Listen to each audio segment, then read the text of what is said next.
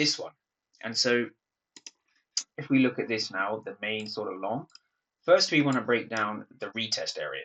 And so what was going on over here? We had break, retest, and the long came over here. This was my entry. You can see that little blue arrow.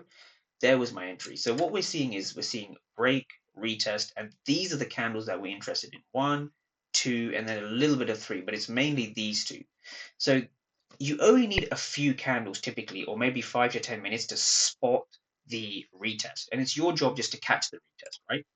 So again, what was going on? Candle by candle, right? Because I get too many questions about this and I want to break down order flow candle by candle.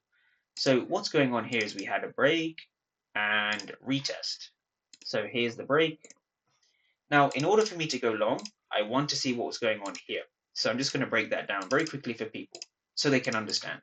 So that yellow box is very important, this yellow box here. Now, here's where it gets interesting. So we can see here aggressive sellers, right? The same way we saw aggressive buyers here failing, we now see aggressive sellers over here that are failing. Now, if these aggressive sellers were successful, we would have broken below the zone, right? So there was a lot of selling here. If they were successful, we would have broken lower. But instead, we broke higher. And so that is what gives me the confirmation to go long, because I've seen absorption of aggressive sellers. Also, on top of that, what's really going on is we've seen passive sellers fail, but over here on the footprint charts, we've seen aggressive sellers. We've seen aggressive sellers also fail.